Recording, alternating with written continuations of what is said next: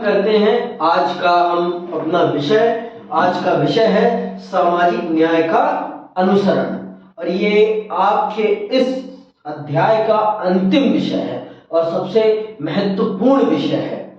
हम सब जानते हैं कानून तो बहुत सारे बन जाते हैं, कानून बनाना कोई बड़ी बात नहीं है, कानूनों पर अमल करना बड़ी बात है, कानूनों पर अमल करना बड़ी बात है। तो यही यहाँ पर समझाया जाएगा कि सामाजिक न्याय को स्थापित करने के लिए हमारे देश ने बहुत सारे कानून तो बनाए हैं, लेकिन उसका किस प्रकार से अनुसरण होता है ये हम चल रहे हैं अब समझने, जानने और बहुत विस्तार से।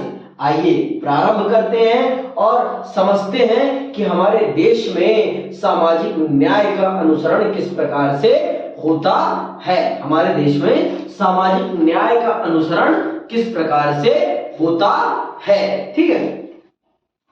यदि किसी समाज में बेहिसाब धन दौलत और इनके स्वामी के साथ जुड़ी सत्ता का उपभोग करने वालों तथा बहिष्कृतों और वंचितों के बीच गहरा एवं स्थानीय विभाजन मौजूद है, तो हम कहेंगे कि वहां सामाजिक न्याय का अभाव है।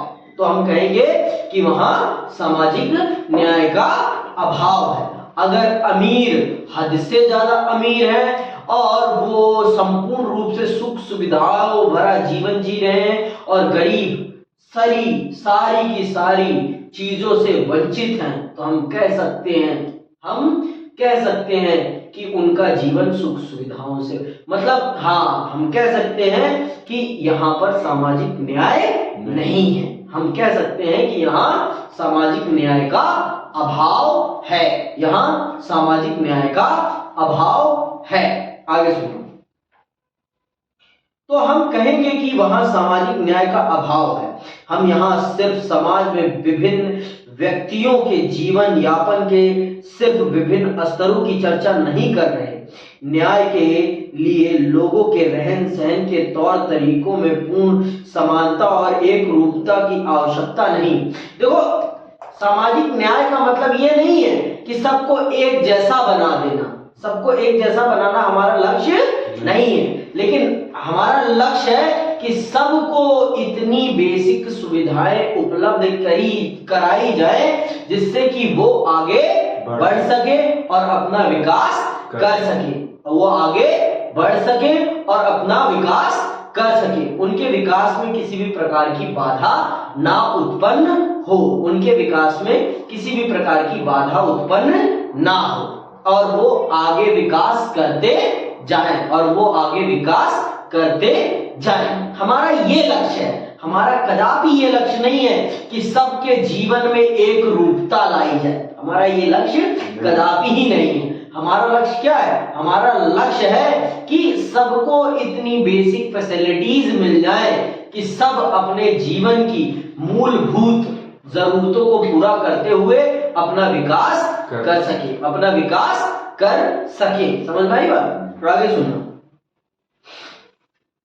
हम यहाँ सिर्फ लेकिन उस समाज को अन्यायपूर्ण ही माना जाएगा जहां धनी और गरीब के बीच खाई इतनी गहरी हो कि वे बिल्कुल भिन्न भिन्न दुनिया में रहने वाले लगे, और जहां अपेक्षाकृत वंचितों को अपनी स्थिति सुधारने का कोई मौका ना मिले। जहां ऐसी स्थिति हो जहां गरीबों को यह भी मौका ना मिले कि वो अपनी गरीबी के गर्त से बाहर निकल सके, तो वो समाज सामाजिक रूप से अन्यायपूर्ण समाज कहलाएगा। वो समाज सामाजिक रूप से अन्यायपूर्ण समाज कहलाएगा। लेकिन जहां पर उनको भी मौका मिल रहा है अपने आप को आगे बढ़ाने का और समाज के से कंधे से कंधा मिलाकर आगे बढ़ने का, तो हम कह सकते हैं कि ये समाज सामाजिक न्याय को बढ़ावा देने वाला समाज है। ये समाज सामाजिक न्याय को बढ़ावा देने वाला समाज है, क्योंकि ये मौका दे रहा है अपने उस वर्ग को उस चंगुल से बाहर निकलने का, जिस चंगुल में वो अगर रहेगा तो वो जिंदगी के उन सुख सुविधाओं का, उन सुख सुविधाओं का आनंद कभी नहीं उठा पाएगा जो एक व्यक्ति के जीवन के लिए आवश्यक है, एक व्यक्ति के जीवन के लिए आवश्यक है। समझ में आई बात? आगे सुनो। चाहे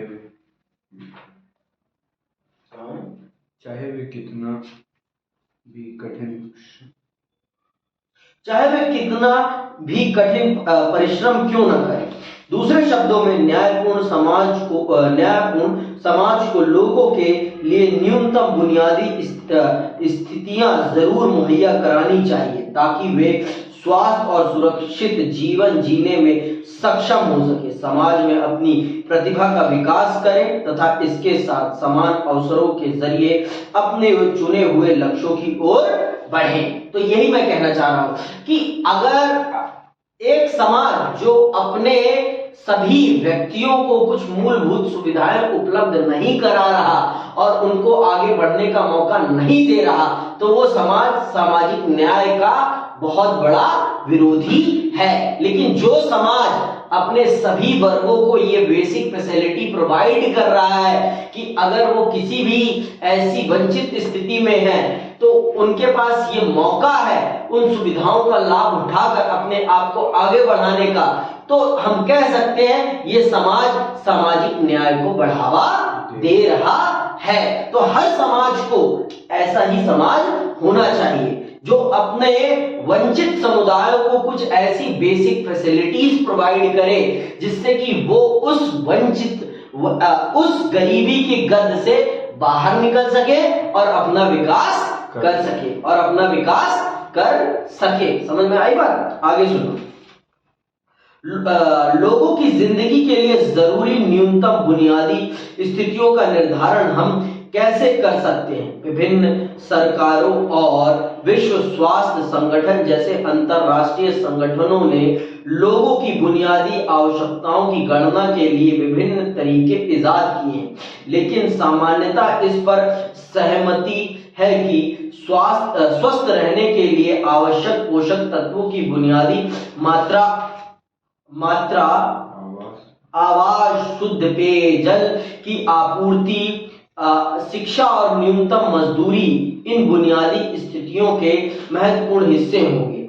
लोगों की बुनियादी जरूरतों की पूर्ति लोकतांत्रिक सरकार की जिम्मेदारी समझी जाती है। हालांकि सभी नागरिकों के लिए इन बुनियादी शर्तों की पूर्ति, खासकर भारत जैसे देश में जहां गरीबों की बड़ी तादाद है, सरकार पर भारी बोझ बन सकती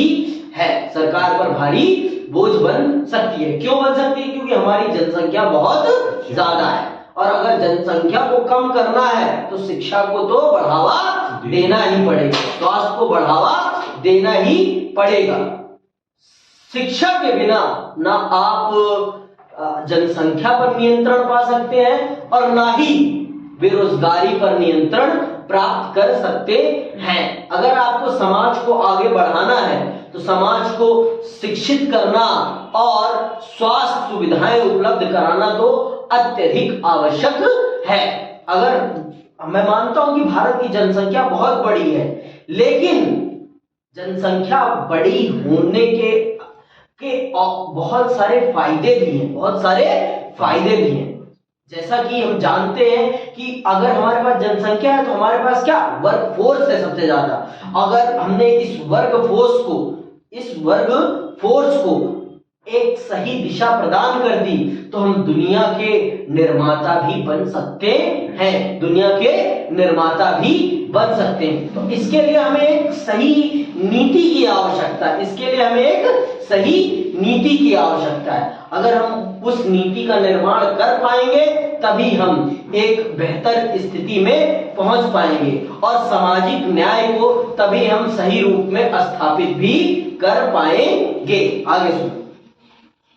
अगर हम सब इस बात पर सहमत भी हो जाएं कि राज्य को समाज के सबसे वंचित सदस्यों की मदद करनी चाहिए जिससे वे बाकियों के साथ एक हद तक समानता का आनंद ले सके, तब भी इस बात पर असहमति हो सकती है कि इस लक्ष्य को पाने का सर्वोच्चतम तरीका क्या होगा। आजकल हमारे समाज में और दुनिया के अन्य हिस्सों में भी यह बहस चल रही है कि क्या मुक्त बाजार के जरिए खुली प्रतियोगिता को बढ़ावा देना समाज के सुविधा प्राप्त सदस्यों को नुकसान पहुंचाए बगैर सुविधाहीनों की मदद करने का सर्वोत्तम तरीका सुविधाहीन की मदद करने का सर्वोत्तम तरीका होगा, या कि गरीबों को न्यूनतम बुनियादी सुविधाएं मुहैया कराने की जिम्मेवारी सरकार को ही लेनी चाहिए। हमारे देश में इन भिन्न भिन्न प्रस्तावों का विभिन्न राजनीतिक समूह समर्थन कर रहे हैं, जो ग्रामीण या शहरी गरीब जैसे सीमांत समूहों की आबादी की सहायता के लिए विभिन्न योजनाओं के तुलनात्मक गुण दोष पर बहस करते हैं। इस खंड में हम संक्षेप में इस विवाद की परख करेंगे। कुछ लोगों का मानना है कि अगर हमें हमारे देश के गरीब जनों का विकास करना है तो हमें मुक्त बाजार की नीतियों पर अमल करना चाहिए। मुक्त बाजार का मतलब कैपिटलिस्ट सोसाइटी का जो नेचर होता है, हमें उस नेचर के थ्रू काम करना चाहिए,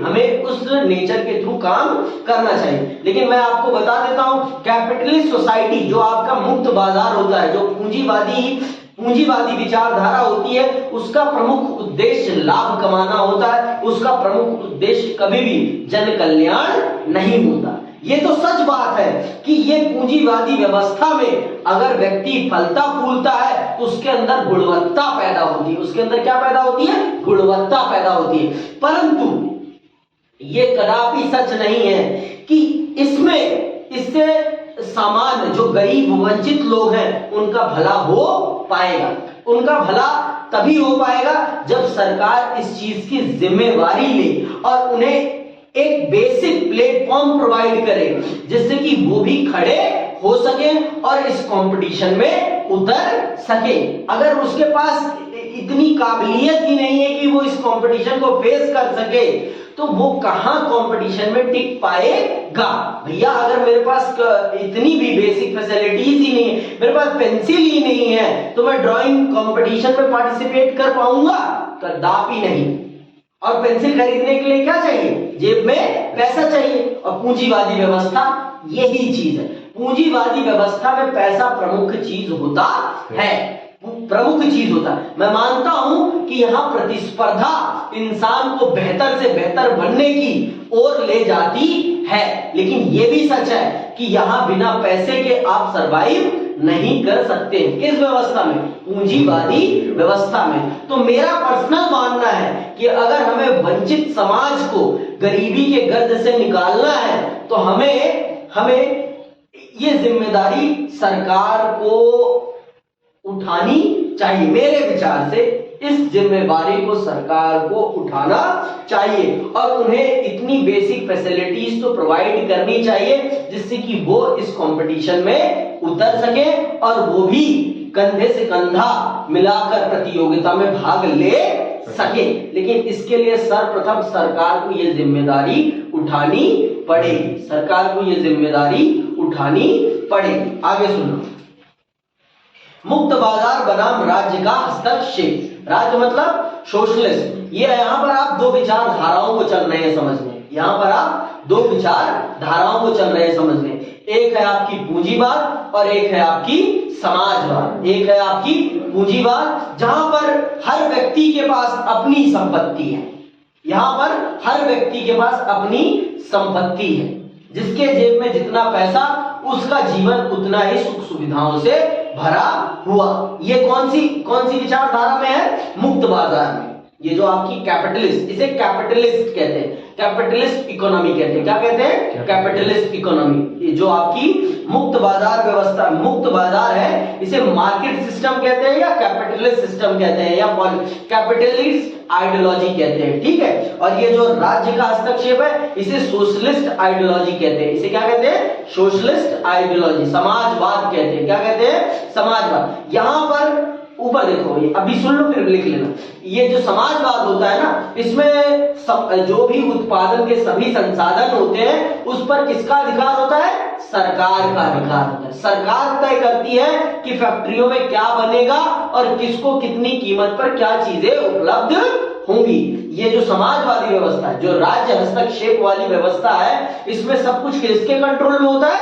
सरकार के कंट्रोल में। और मुक्त बाजार वाली में सब कुछ बाजार के कंट्रोल में होता है। बाजार निर्धारित करती है कि कैसे क्या चलेगा, कैसे क्या चलेगा, समझ में आ गया? वहां बाजार निर्धारित करती है और यहाँ पर सब कुछ सरकार नियंत्रित करती है, समझ में आ गई? राज्य हस्तक्षेप वाली व्यवस्था वो व्यवस्था होती है जिसमें सारा का सारा नियंत्रण सरकार करती है, और मुक्त बाजार व्यवस्था वो व्यवस्था होती है जिसमें संपूर्ण नियंत्रण बाजार के पास होता है। बाजार मांग और पूर्ति के सिद्धांत पर चीजों का निर्माण करती है, और जिसमें सबसे बड़ी भूमिका पैसे की होती है। यहाँ पर प्रमुख उद्देश्य उनका क्या होता है? लाभ अर्जित करना। किसका? मुक्त बाजार का।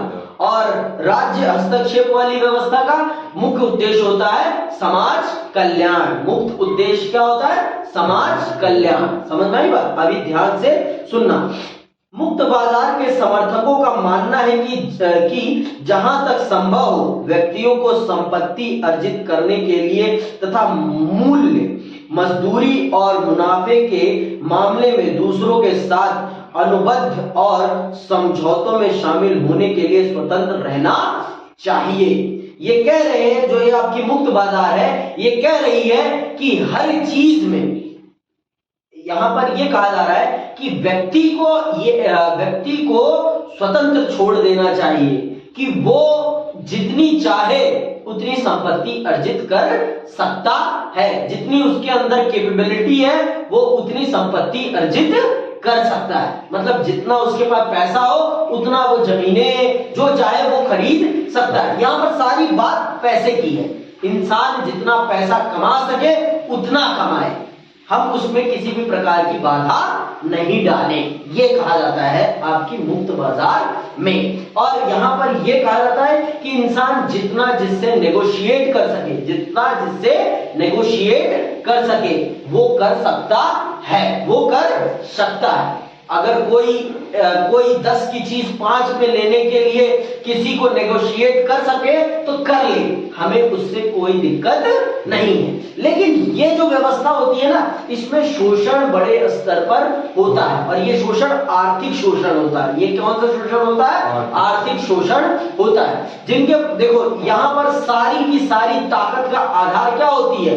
आपके पास आपका पैसा ही आपके लिए सारी की सारी ताकत का निर्माण करती है। ये जो मुक्त बाजार वाली व्यवस्था होती है, इसमें ताकत का आधार क्या होता है? पैसा। अगर आपके पास पैसा है तो सारी ताकत आपके इर्द गिर्द घूमेगी। अगर आपके पास पैसा है तो सारी ताकत आपके इर्द गिर्द घूमेगी, लेकिन अगर आपके पास पैसा नहीं है तो आप शोषण के शिकार होंगे। समझ में आई बात? आगे सुनना।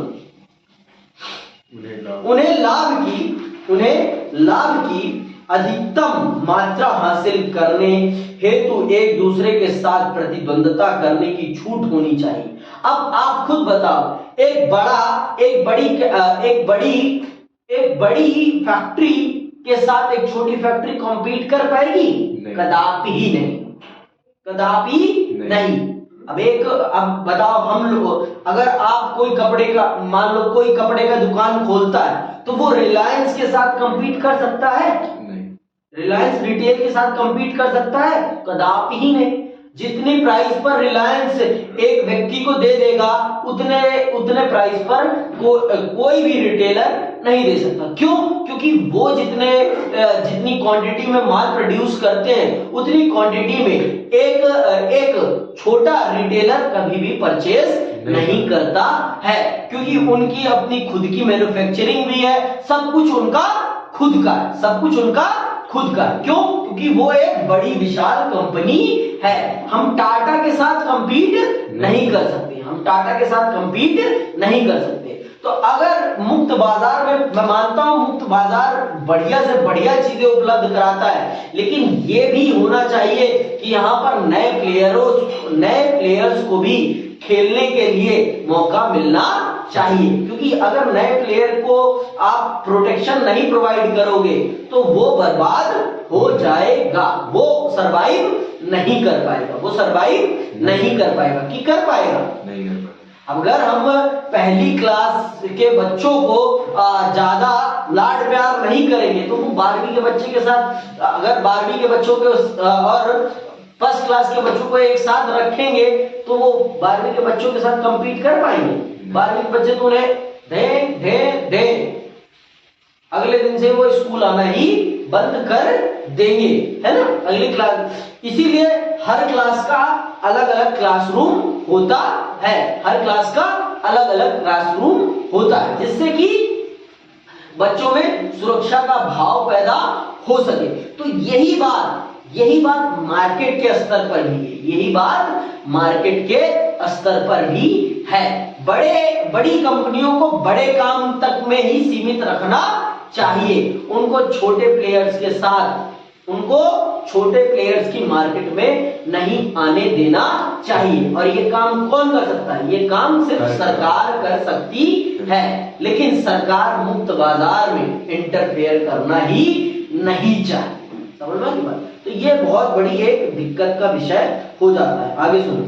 मुक्त बाजार के समर्थक मानते हैं कि अगर बाजारों को राज्य के हस्तक्षेप से मुक्त कर दिया जाए तो बाजारी कारोबार का योग कुल मिलाकर समाज में लाभ और कर्तव्यों का न्यायपूर्ण वितरण सुनिश्चित कर देगा। इससे योग्यता और प्रतिभा से लैस लोगों को अधिक प्रतिफल मिलेगा, जबकि अक्षम लोगों को कम हासिल होगा। उनकी मान्यता है कि बाजारी वितरण का जो भी परिणाम हो वह न्याय संगत होगा। इन लोगों का मानना है कि बाजार प्रतिभा को महत्व देता है, बाजार प्रतिभा, आप कैपेबिलिटी को महत्व देता है, आपकी क्वालिटी को महत्व देता है। लेकिन ये भी सच है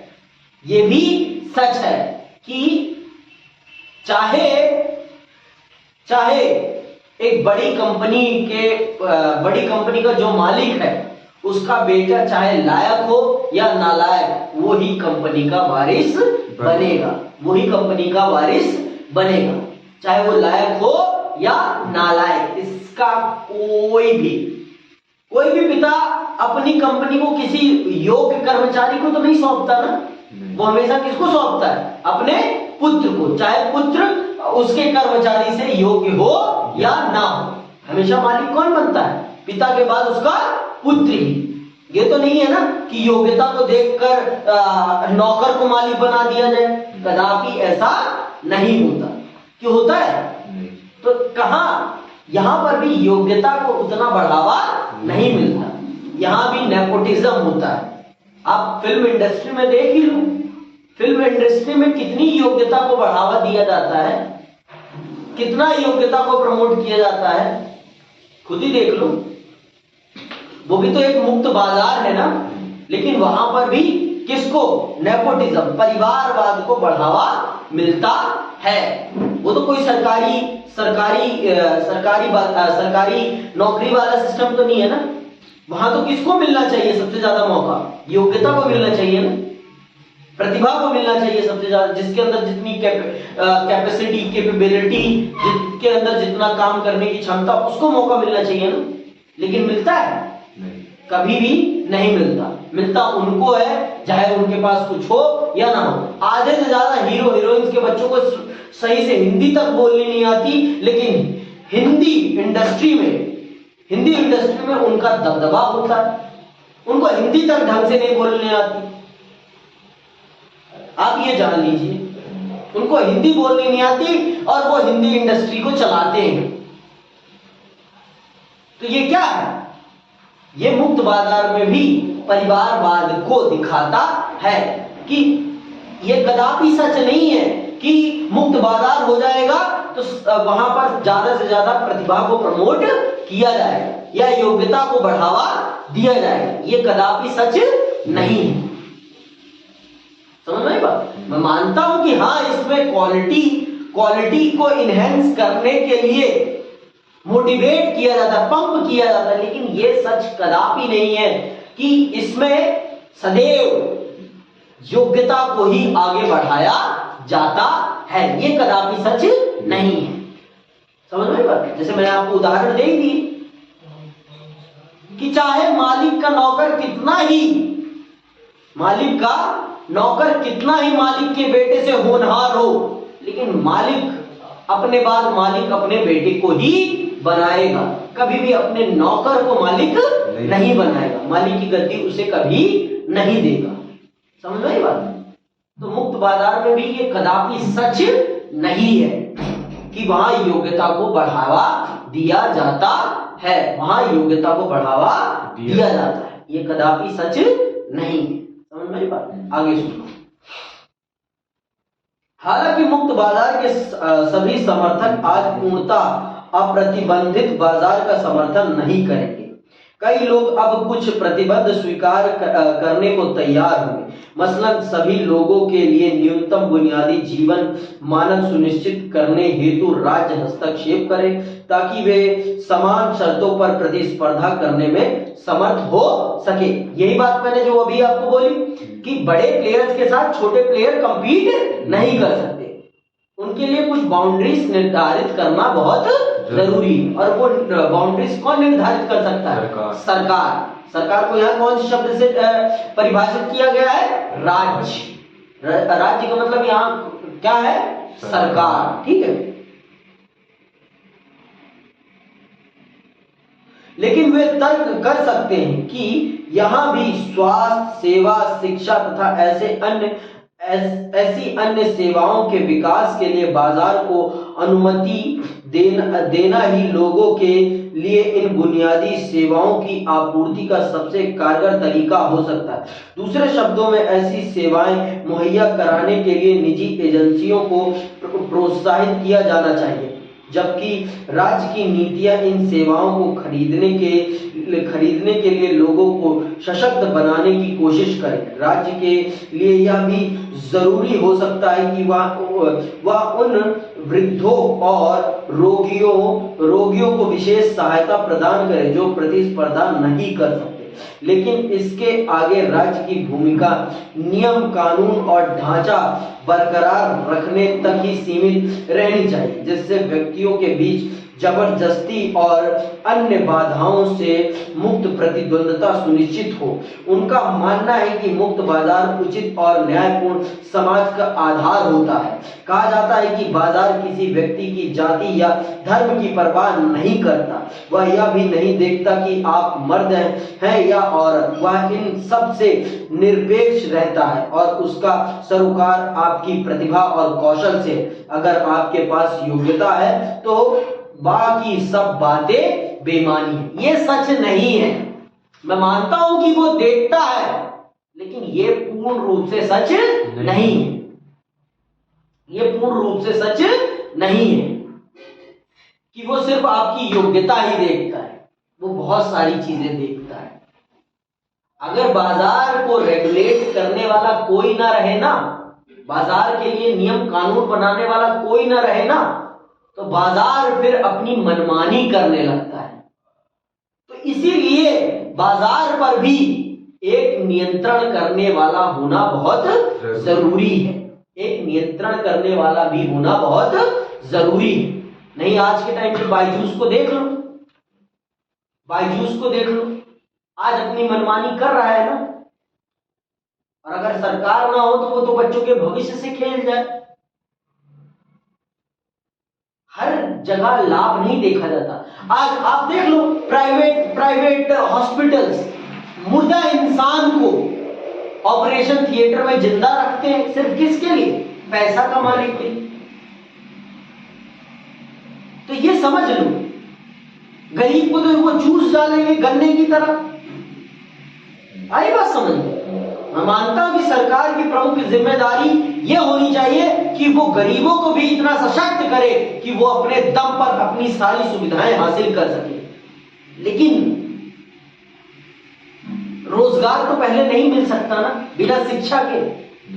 बिना शिक्षा के रोजगार मिल सकता है? तो पहले तो शिक्षा होनी चाहिए। तो सरकार की आ जाती है ना प्राथमिकता कि पहले वो उनको ऐसे बेसिक फैसिलिटीज प्रोवाइड करे जिससे कि वो उस मुकाम तक पहुंच सके। भैया बिना रास्ते की मंजिल हासिल हो जाएगी? बिना रास्ते के अगर मंजिल हासिल हो सके तो बता दो मुझे, मैं मंजिल पे ही पहुंच जाऊंगा पहले, बिना रास्ते के। रास्ता तो यही है ना, पहले शिक्षा, फिर स्वास्थ्य, फिर आवास, फिर भोजन 2 वक्त का, फिर आता है रोजगार।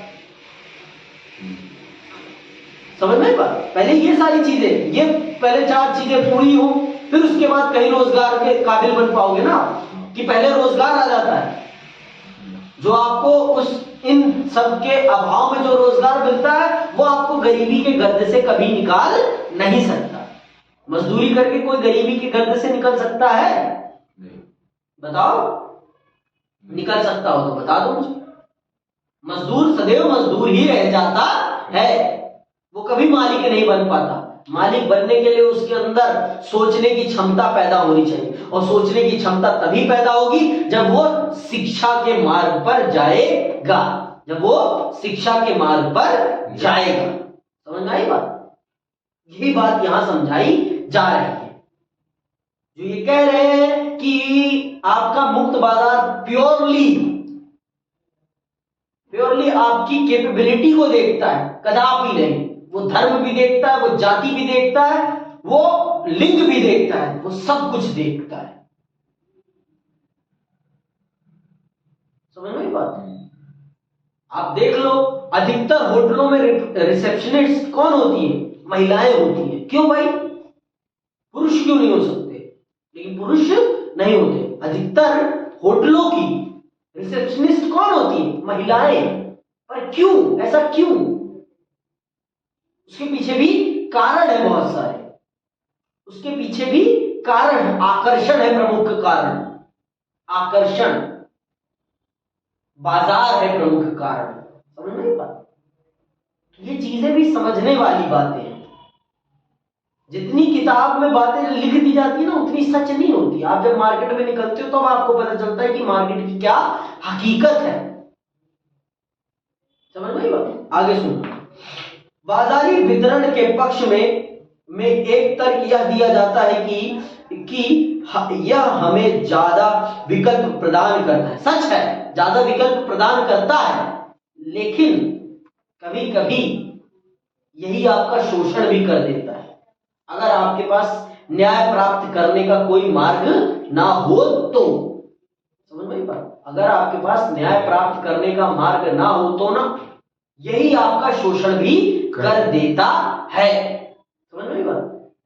अगर आपके पास न्यायिक अधिकार नहीं है ना, तो अगर आपके साथ बाजार कुछ गलत कर देगा तो आप किसके पास जाओगे न्याय मांगने के लिए? तो इसीलिए बाजार पर भी सरकार का नियंत्रण होना बहुत जरूरी है, जिससे कि समाज बाजार के शोषण से बच सके। जिससे कि समाज बाजार के शोषण से बच सके। समझ में बात? आगे सुनो। हम जैसा चाहे वैसा, इसमें शक नहीं कि बाजार प्रणाली उपभोक्ता के तौर पर हमें ज्यादा विकल्प देता है। हम जैसा चाहे वैसा चावल पसंद कर सकते हैं और पसंदीदा स्कूल जा सकते हैं, बशर्ते उनकी कीमत चुकाने के लिए हमारे पास साधन है। समझ में आई बात? अगर जेब में पैसा नहीं तो फिर आपके पास विकल्प भी नहीं। विकल्प तभी है जब आपके पास जेब में पैसा है। आपके पास जेब में 10 रुपए है तो आप बंगला स्वीट में समोसा नहीं खा सकते, आपको रेडी पर ही खाना पड़ेगा। आप बंगला स्वीट की तरफ तभी दे सकते हैं जब आपके जेब में कम से कम 100 रुपए तो हों और आपका वस्त्र बहुत बेहतर हो। वस्त्र मैटर करते हैं, है ना? समझ नहीं पाते? आज के टाइम पर जब हम कॉलेज जाते हैं तो हमें ये देखने को मिलता है कि कितना ज्यादा दिखावा है, कितना अधिक स्तर पर दिखावा है, और जो दिखावा नहीं करता उसको भाव नहीं मिलता। ये कॉलेज की हकीकत है। समझ में बात? दिखावा कॉलेज महाविद्यालयी जीवन का एक बड़ा सच है। समझ में बात? आगे सुनना बहुत ध्यान से। लेकिन बुनियादी वस्तुओं और सेवाओं के मामले में महत्वपूर्ण बात यह है कि अच्छी गुणवत्ता की वस्तुएं और सेवाएं लोगों के खरीदने लायक कीमत पर उपलब्ध हो। यदि निजी एजेंसियां इसे अपने लिए लाभदायक नहीं पाती तो वे उस खास बाजार में प्रवेश नहीं करेंगी। समझ में आई बात? कि अगर मुझे इस चीज से लाभ नहीं मिल रहा तो प्राइवेट कंपनियां कभी भी उस चीज के प्रोडक्शन में नहीं जाती हैं। भाई आज के टाइम में शिक्षा एक बहुत बड़ा कमाई का साधन बन गया है। तो बड़ी बड़ी फर्म्स शिक्षा के क्षेत्र में काम कर रही हैं कि नहीं? आपकी मेडिसिन के क्षेत्र में देख लो, इंसान की ये क्या है? Basic needs. अगर ये नहीं मिलेंगी इंसान जीवित नहीं रह पाएगा। तो आज देख लो प्राइवेट प्लेयर्स इसमें कैसे डोमिनेट कर रहे हैं। प्राइवेट प्लेयर्स कैसे इसमें डोमिनेट कर रहे हैं। वो अपने हिसाब से हर चीजें तय कर रहे हैं। पानी का ही देख लो, पानी को ही देख लो। जहां पानी सबको मुफ्त मिलना चाहिए वहीं बिस्लेरी और टाटा कॉपर उसको बोतल में बेच रहे हैं। 1 लीटर पानी की कीमत 10 रुपए 20 रुपए है, 30 रुपए है। वो तो बेसिक नीड है ना।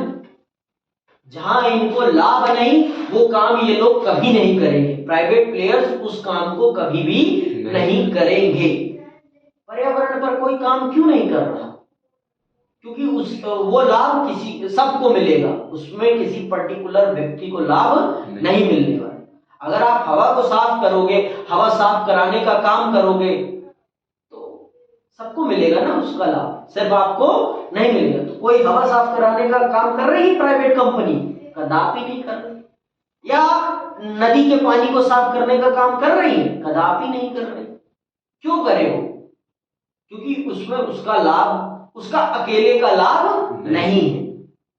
समझ में बात? आगे सुनना।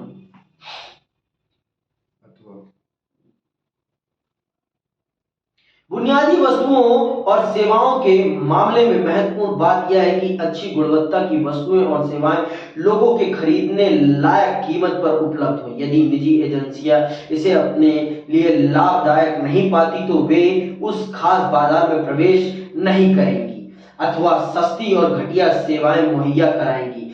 यही वजह है कि सुदूर ग्रामीण इलाकों में बहुत कम निजी विद्यालय हैं। यही सबसे बड़ा कारण है। गांवों में निजी विद्यालय हैं बड़ी मात्रा में, प्राइवेट स्कूल्स हैं। जितनी क्वालिटी के प्राइवेट स्कूल दिल्ली में या बड़े बड़े शहरों में हैं, उतनी क्वालिटी के, उतने ही बेटर स्टैंडर्ड के स्कूल आपके गांव में उपलब्ध हैं? कदापि नहीं। क्यों नहीं है? क्योंकि वहां पर इतने बड़े स्तर पर आमदनी नहीं है। लोग उसकी फीस चुका नहीं पाएंगे। बड़े बड़े कोचिंग इंस्टीट्यूट्स गांव में है नहीं। क्यों नहीं है? क्योंकि लोग वहां पर उसकी फीस नहीं दे पाएंगे। लोग वहां पर उसकी फीस नहीं दे पाएंगे, जिस कारण से वहां पर ये प्राइवेट इंस्टीट्यूट्स नहीं है या प्राइवेट स्कूल्स नहीं है, प्राइवेट हॉस्पिटल्स नहीं है। क्यों नहीं है? क्योंकि वहां पर लोगों के पास इतनी आमदनी नहीं है कि वो उनकी कीमतों को चुका सके, वो उनकी कीमतों को चुका सके। समझ में आई बात कि नहीं है? ये भी यही वजह है कि सुदूर ग्रामीण इलाकों में बहुत कम निजी विद्यालय हैं और कुछ खुले भी हैं तो वे निम्न स्तरीय हैं। स्वास्थ्य सेवाएं और आवास के मामले में भी सच यही है। इन परिस्थितियों में सरकार को हस्तक्षेप करना पड़ता है। इसीलिए मैं कह रहा हूं कि हमारे देश में मुक्त बाजार पूर्ण रूप से सफल नहीं हो सकता है। क्यों? क्योंकि हमारे देश में आय का बंटवारा समान नहीं है। हमारे देश में आय का बंटवारा समान नहीं है। और मुक्त बाजार वही सफल है जहां पर लोगों के पास जेब में धन है। जहां लोगों के पास जेब में धन है वहीं आपका मुक्त बाजार सफल है। वहीं आपका मुक्त बाजार सफल है। समझ में आई बात की नहीं है? आगे सुनना। मुक्त बाजार और निजी उद्यम के पक्ष में अक्सर सुनने में आने वाला दूसरा तर्क यह है कि वे जो सेवाएं मुहैया कराते हैं उनकी गुणवत्ता सरकारी संस्थानों द्वारा प्रदत्त सेवाओं से प्रायः बेहतर होती है, लेकिन इन सेवाओं की कीमत उन्हें गरीब लोगों की पहुंच से बाहर कर दे सकती है। निजी व्यवसाय वही जाना चाहता है जहां उसे सबसे ज्यादा मुनाफा मिले, और इसीलिए मुक्त बाजार ताकतवर, धनी और प्रभावशाली लोगों के हित में काम करने को प्रवृत्त होता है। इसका परिणाम अपेक्षाकृत कमजोर और सुविधाहीन लोगों के लिए अवसरों का विस्तार करने के बजाय अवसरों से वंचित करना हो सकता है। धनी लोग कभी भी उन जगहों पर पैसा लगाना चाहेंगे जहां उनका लाभ ना हो? कदापि नहीं, कदापि नहीं।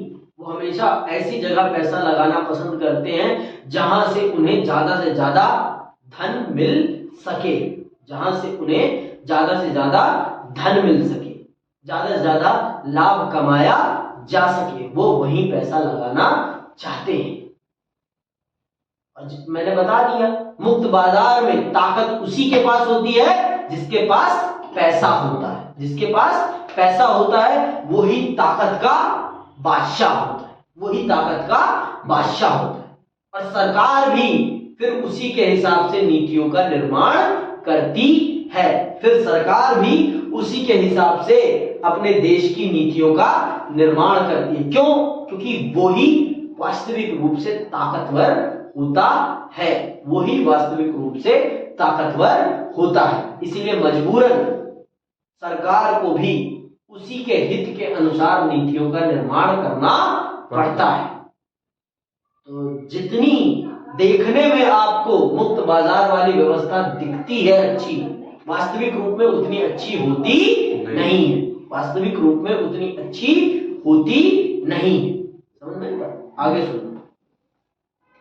तर्क तो बहस के दोनों पक्षों के लिए प्रस्तुत किए जा सकते हैं, लेकिन मुक्त बाजार आमतौर पर पहले से ही सुविधा संपन्न लोगों के हक में काम करने का रुझान दिखलाते हैं। इसी वजह से अनेक लोग तर्क करते हैं कि सामाजिक न्याय सुनिश्चित करने के लिए राज्य को यह सुनिश्चित करने की पहल करनी चाहिए कि समाज के तमाम सदस्यों को बुनियादी सुविधा उपलब्ध हो।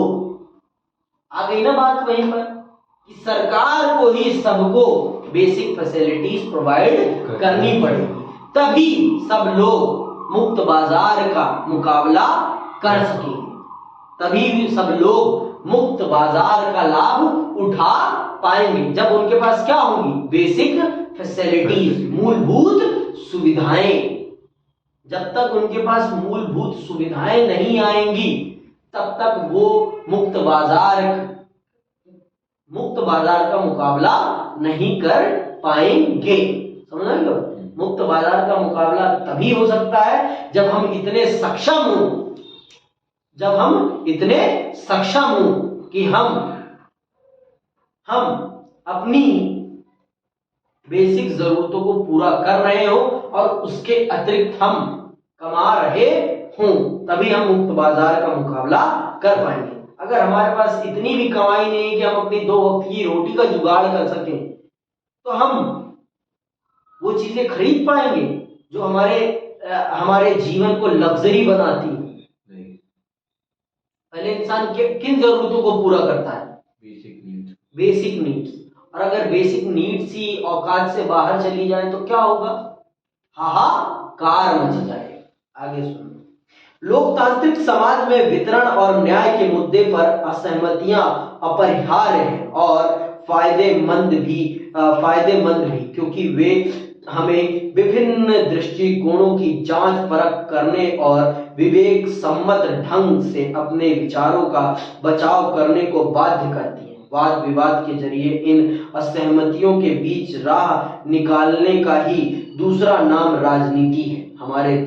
हमारे अपने देश में अनेक किस्म की सामाजिक और आर्थिक विषमताएं मौजूद हैं और उन्हें कम करने के लिए बहुत कुछ करना बाकी है। न्याय के विभिन्न सिद्धांतों के अध्ययन से हमें इसमें शामिल मुद्दों पर बहस करने तथा न्याय के अनुसरण के सर्वोच्चम रास्ते के बारे में एक सहमति पर पहुंचने में मदद मिलती है। हमने ये पढ़कर ये समझ लिया है कि सिर्फ न्याय की बातें करने भर से न्याय स्थापित नहीं हो सकता। अगर हमें न्याय को स्थापित करना है तो हमें बड़े स्तर पर कदम उठाने पड़ेंगे और इसमें भी को बहुत बड़ी भूमिका निभानी पड़ेगी। बिना सरकार की मदद के हम कभी भी आगे नहीं बढ़ सकते। आज के लिए बस इतना ही। धन्यवाद। जय हिंद, जय भारत।